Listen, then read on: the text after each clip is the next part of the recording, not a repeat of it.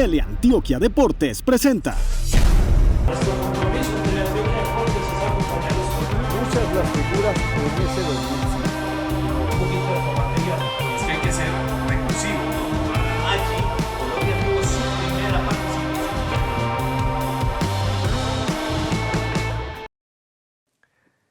Hola, ¿cómo están? Bienvenidos a este segundo capítulo de Teleantioquia Deportes, porque nosotros también nos quedamos en casa.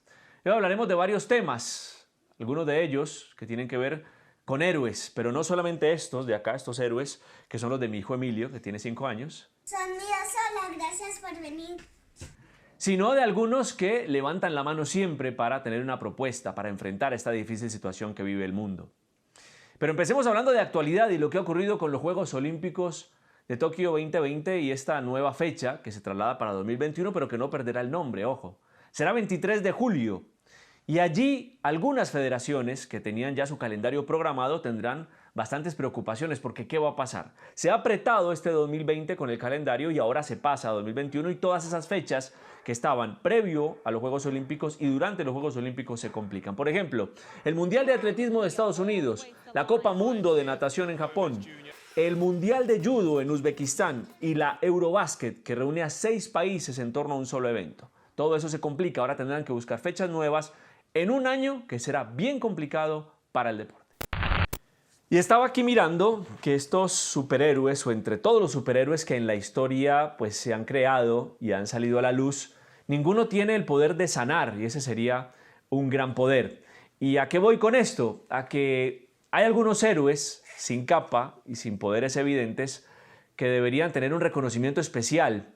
Les voy a contar la historia de un deportista, es un rugbyista argentino, se llama Alejandro Alú. Él jugó en el equipo de los Pumas, la selección nacional de ese país, y en un partido frente a los All Blacks, uno de los países o uno de los equipos de países más reconocidos en el mundo del rugby, sufrió un infarto agudo de miocardio. Fue atendido directamente ahí en la cancha, sobrevivió, luego se preparó para ser médico, se graduó, se especializó como pediatra y ahora como cardiólogo. Hoy está en la primera línea de batalla en su país enfrentando este COVID-19, pero además, luego de lo que vivió, también está en la primera línea de riesgo, es decir, cumple con 2 condiciones difíciles, estar al frente, pero también por sus problemas cardíacos es un paciente que puede complicarse en caso de que tuviera el virus. Sin embargo, le envía un mensaje, no solamente a los argentinos, sino al mundo entero. Lo único que les quería pedir que cada uno ponga su granito de arena y que permanezca en sus hogares, solo salga por cuestiones importantes, llámese a ir al supermercado de a uno con los recaudos posibles, lavarse las manos, usar alcohol en gel y piensen en nosotros que tenemos que venir acá al hospital y tenemos que hacer guardia, tenemos que cubrir y piensen en que ustedes se pueden quedar en sus casas. El otro ejemplo es el de Carlos Mario Oquendo, el medallista olímpico colombiano que tiene 2 hijos y que ha tenido que sortearlas en casa para entretenerlos. Jerónimo y Emanuel, ellos hacen parte del In-House Cross, un evento que se inventó en casa. Pero a ese papá lo conozco, claro que sí. Me parece que es Carlitos Oquendo, medallista olímpico, y arrancó Emanuel, el primero que sale a hacer este recorrido. Está buscando muy bueno, mira cómo pasa por ahí. ¡Uy, qué dificultad, por favor, la que tiene que sortear! Ahí viene el sillón, cuidado con ese sillón, curva hacia la derecha que la pasa muy bien. Ojo con este momento. ¡Uy, el zigzag, me vuelvo loco! Impresionante realmente lo que está haciendo Emanuel. Cambio de bicicleta, tremendo lo que fue este primer movimiento de Emanuel. Ahí le da el abrazo a su hermano, por supuesto siempre con casco. Y ahora se vendrá el nuevo recorrido, a prestar atención. Y es que hay que ser recursivo, ¿no? Para tener tiempo disponible 24 horas para los niños, por ejemplo, con Emilio. ¿Quién es este? Tulito. ¿Tulito? Sí. Es Tulito. Hay que inventarse algunos juegos con ellos también en esta cuarentena. Hasta aquí la actualidad en este segundo capítulo de Teleantioquia Deportes. Vamos a hacer una pequeña pausa. Al regreso viene Juan Fernando Foronda para hablarnos de lo que ocurre hoy en el fútbol colombiano, la situación de los clubes y la petición que le han hecho a la DIMAYOR. ¿En qué va eso? ¿En qué va ese tema? Regresamos. Papá. Tulito. Solito se enroscó.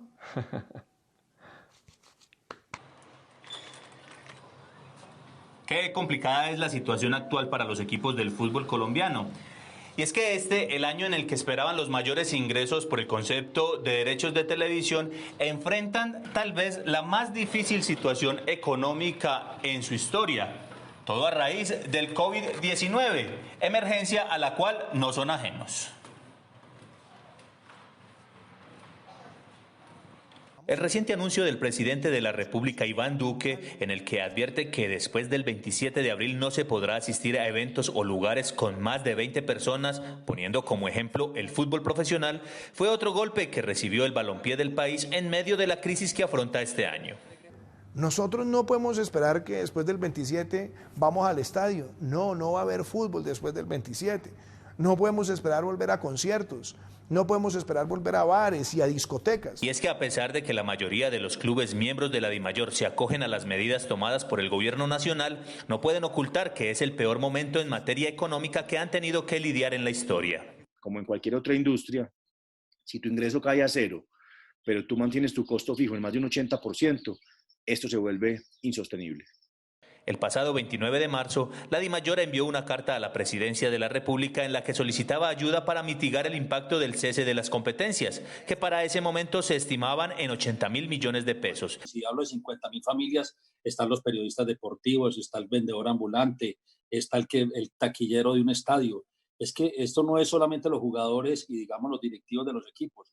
Aquí hay tantas familias que tienen que ver con el fútbol que obviamente lo que estamos pensando es, oiga, aquí tenemos que hacer una reflexión todos, estamos en unas circunstancias muy difíciles. La ayuda consistía en poder adquirir créditos blandos a través de un banco de segundo piso, posibilidad poco viable según el ministro del Deporte Ernesto Lucena, porque en este momento hay otras prioridades. Hay que ser claros, no podemos priorizar el fútbol como uno de los elementos sustanciales que hay que apoyar.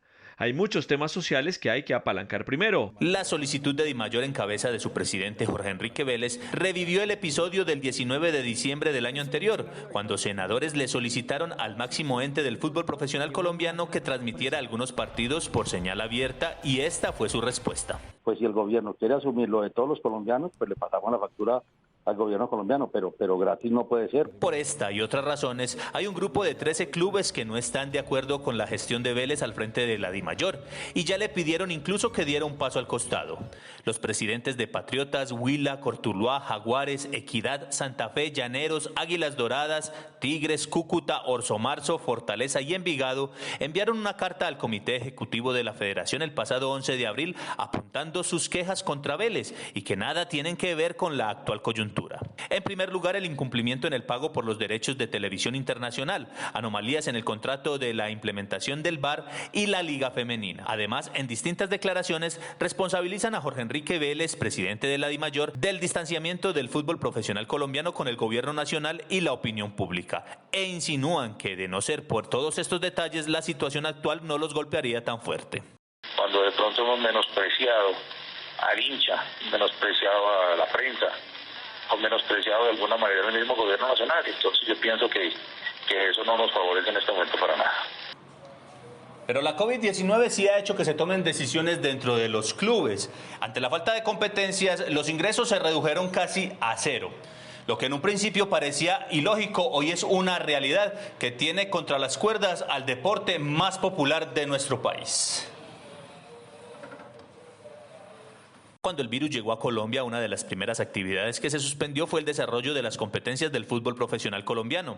Inmediatamente, el presidente de Cúcuta Deportivo propuso la suspensión de contratos a los jugadores y fue criticado fuertemente. El caso es que la decisión se tomó y junto al equipo de la Frontera, Jaguares le suspendió el contrato a 13 jugadores. Otros equipos llegaron a acuerdos con sus colaboradores para hacer reducción de nóminas y poder mantener el empleo de todos los funcionarios del club.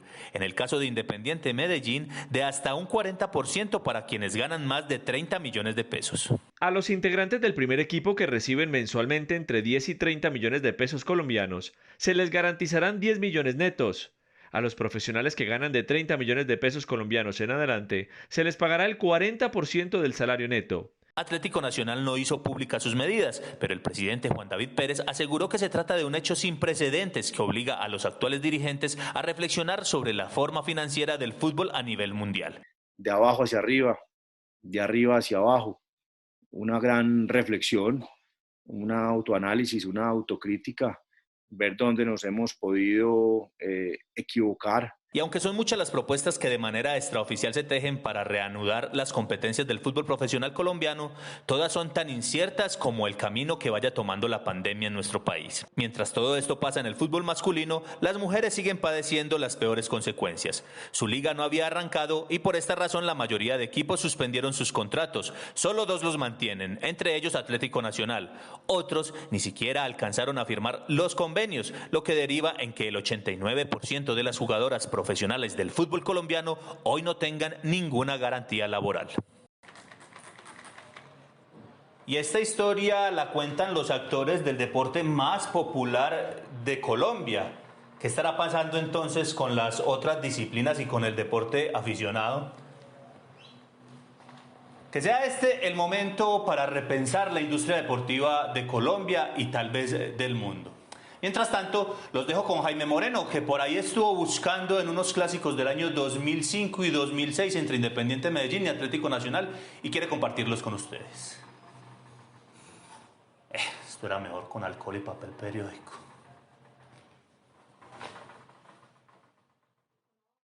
En Teleantioquia Deportes continuamos desde casa y continuamos revisando nuestro archivo. Nos vamos esta vez al año 2005 para ver un clásico deportivo Independiente Medellín Atlético Nacional. 42,000 aficionados en el estadio Atanasio Girardot y empiecen ustedes a detallar cuáles eran las figuras de ese entonces. Vamos primero con la previa.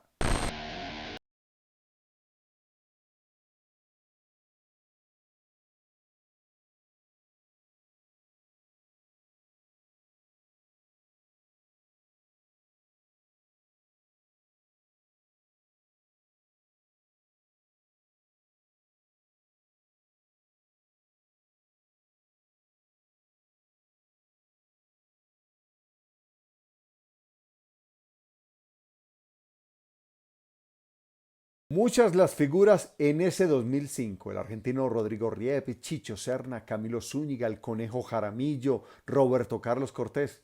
Veamos qué pasó en ese primer tiempo, 30 de octubre de 2005, Teleantioquia Deportes. Comenzamos en el primer tiempo, el remate de Víctor Hugo Aristizábal y el que ataja Jaime Bran Gómez, que celebra desviar el balón al tiro de esquina. Y los cariñitos entre Roberto Carlos Cortés y Humberto El Betón Mendoza. En un clásico pasa de todo. Javier Álvarez, técnico del Poderoso en este año 2005. Aquí la caricia es de El Conejo Jaramillo para Víctor Hugo Aristizábal.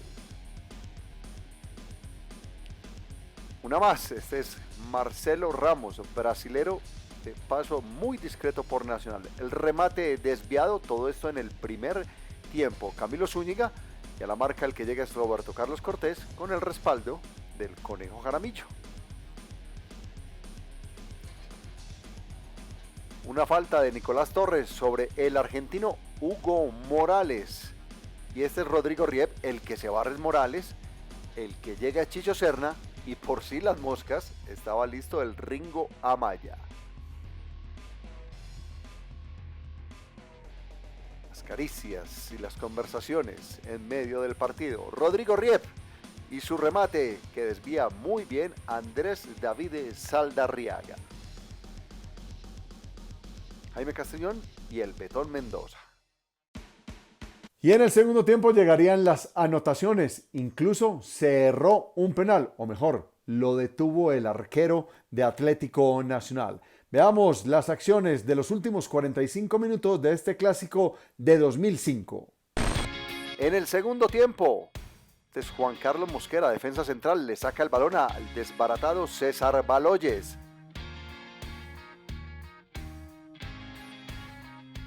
Esta es la primera anotación del partido, primeros minutos de la segunda parte y Víctor Hugo Aristizábal, remate de pierna izquierda, quieto Bran Gómez y era el 1-0 en favor del Atlético Nacional, que buscaba clasificar a los cuadrangulares de ese 2005. Estamos en el mes de octubre.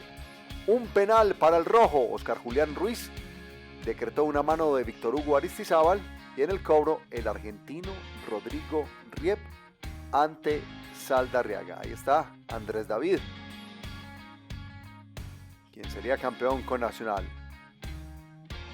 El zurdo y Andrés David, que desvía lo que sería el empate. 1-0 seguía el marcador en favor del Atlético Nacional. Un remate más de Riep y el palo que salva a Saldarriaga y al Atlético Nacional. Seguía el Medellín buscando el empate, el del cobro, Riep. Y la defensa que se va complicando. Castrillón el número 17 y el que llega para el remate de pierna izquierda es Heriberto Velandia, sí, el defensor del Deportivo Independiente Medellín, que ponía el 1-1. Un resultado que complicaba a los dos equipos que pensaban en su clasificación.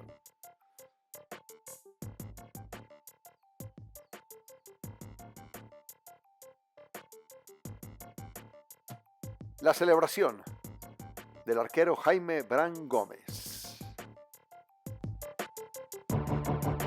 Después de vivir este clásico de 2005, nos adelantamos un año. Nos vamos para marzo de 2006. Un nuevo clásico en el estadio Atanasio Girardot. En la previa se van a dar cuenta cuáles eran los técnicos y cuáles eran las figuras de ese entonces.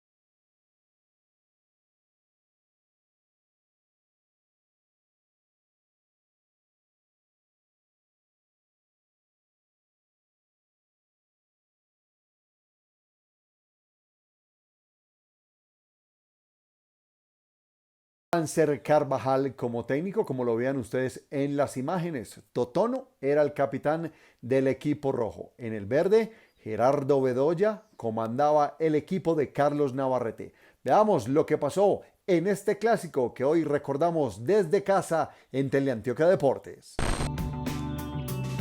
40.000 aficionados en el Atanasio Girardot. Esta falta sobre Víctor Hugo Aristizábal. Y este es César Baloyes.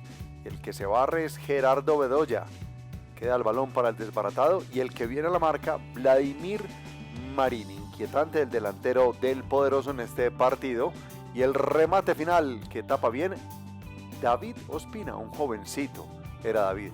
Este es Mosquera, que llega tarde a la marca de Baloyes, que pierde la pelota. Un remate más del Deportivo Independiente Medellín y se salva el verde. Este es Juan Pablo Pino. Qué jugador pudo haber sido Juan Pablo Pino. Un ataque más del desbaratado Baloyes en este clásico y Mosquera que llega para el cierre. Totono Grisales, el que la pelea con el Ringo Amaya, y el que llega en la plancha, en la barredora, pues Gerardo Bedoya, y otra más de Gerardo Bedoya sobre Danilson Córdoba.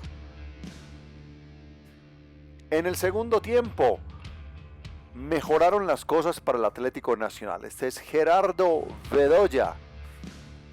Pide el ánimo de la tribuna de los del sur y llegaría la primera anotación para el Atlético Nacional. El cabezazo es de Juan Carlos Mosquera, defensa central. Nada que hacer para el arquero Bran Gómez.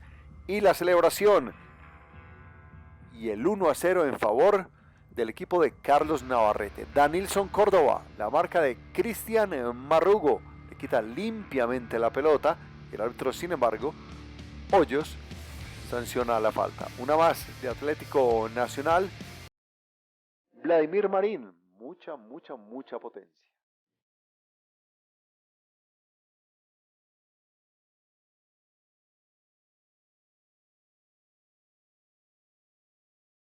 El empate para el Medellín.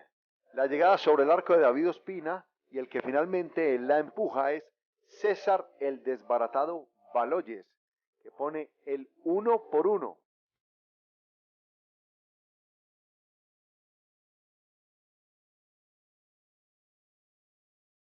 Y la celebración, por supuesto, de Jaime Barán Gómez.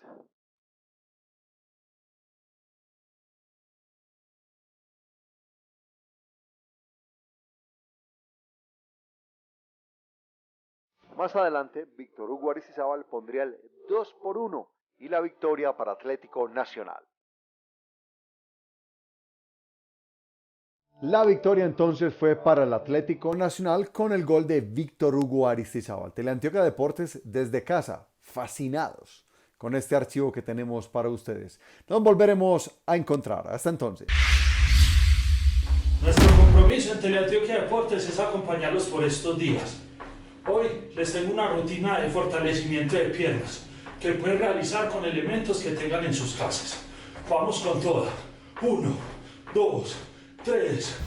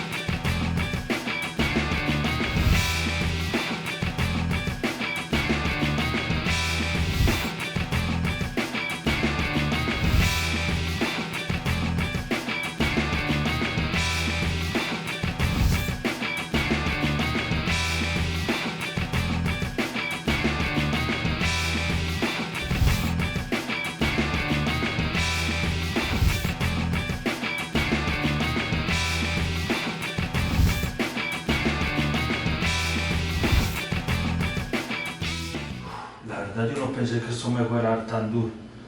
Ay, María. La invitación es para que hagan ejercicio en sus casas durante esta cuarentena.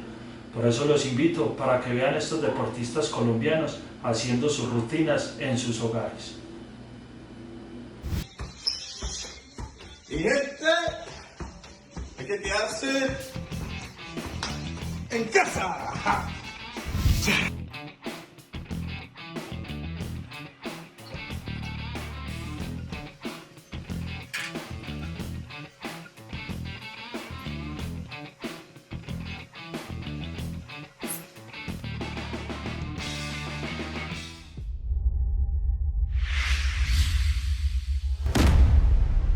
Teleantioquia Deportes presentó. Muchas las figuras en ese 2000.